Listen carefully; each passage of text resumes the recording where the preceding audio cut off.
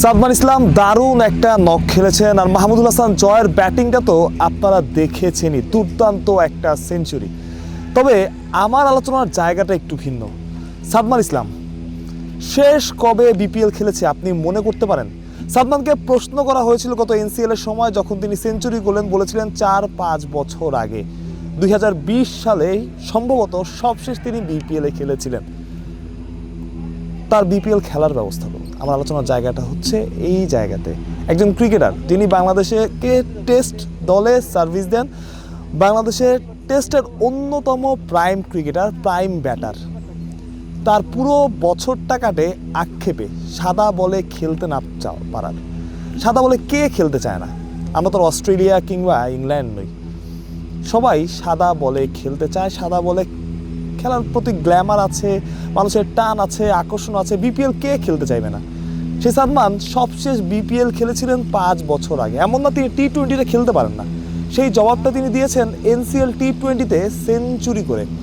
মাহমুদুল হাসান জয়, তিনিও যে প্রতি ম্যাচে একদম অটো চয়েস বিপিএলে, তেমনটাও না। এখন আপনি বলতে পারেন যে টেস্ট ক্রিকেটের পারফরমেন্স দেখে বিপিএলে কেন ডাকা?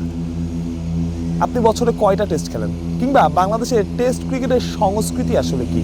এই সব কিছু নিজের মধ্যে রেখে তারপর যদি আপনি প্রশ্নটা করতে পারেন, তাহলে বোধহয় উত্তরটা দিতে সুবিধা হবে। আমি বলছি না যে টেস্টের পারফরমেন্স দেখে সাদমান ইসলামকে বিপিএল খেলান কিংবা মাহমুদুল হাসান জয়কে অটো চয়েস বানিয়ে দিন। আমার আলোচনার জায়গা বা চিন্তার জায়গাটা হচ্ছে অন্য জায়গাতে। আপনি তার এনসিএল পারফরমেন্স দেখেই তাকে বিপিএলে ডাকুন, বিপিএলে খেলান। বিপিএলে খেলাটা তারা ডিজার্ভ করে। আজকে টেস্ট নিয়ে কথা বলি। আমরা যখন কালকে আয়ারল্যান্ড ব্যাটিং করছিল, একের পর এক ক্যাচ মিস হচ্ছিল, তখন আমরা আলোচনা করছিলাম, তখন আমরা আক্ষেপ করছিলাম বা দুশ্চিন্তায় ছিলাম যে আসলে কি হচ্ছে, উইকেটটা কেমন। সেটা আসলে 1-2 দিন না গেলে বোঝা যায় না। 300 রানের কাছাকাছি যখন আয়ারল্যান্ড চলে, আমি ভাবছিলাম 300 রানই অনেক। কিন্তু আজকে মনে হচ্ছে যে বাংলাদেশ খুব ভালো এবং খুব বেটার বোলিং করেছে, যে বোলিংটা আসলে হয়তো এই উইকেটে প্রত্যাশার চাইতেও বেশি। আপনি হাসান মাহমুদের কথা বলতে পারেন, আপনি মেহেদী হাসান মিরাজের কথা বলতে পারেন, আপনি হাসান মুরাদের কথা বলতে পারেন। সবাই লাইন লেন্থ অ্যাকুরেট রেখেছেন, এবং আপনি নাহিদ রানার কথাও বলতে পারেন। শুনতে নাহিদ রানা দারুণ পেসে বোলিং করেছেন। যদি ক্যাচগুলো মিস না হতো হয়তো শুরুতেই উইকেট নিয়ে নিতে পারতেন। এবং অন্য ক্রিকেটাররাও ছিলেন, সবার বোলিংটা দুর্দান্ত ছিল, সবার বোলিংটা দারুণ ছিল। সেই বোলিংয়ের কারণে আসলে আমরা 300 রানের কমে আয়ারল্যান্ডকে এমন উইকেটে আটকে দিতে পেরেছিলাম, যেটা বাংলাদেশের জন্য পজিটিভ সাইন। বাংলাদেশ দলের জন্য এই টেস্টে পজিটিভ দিক।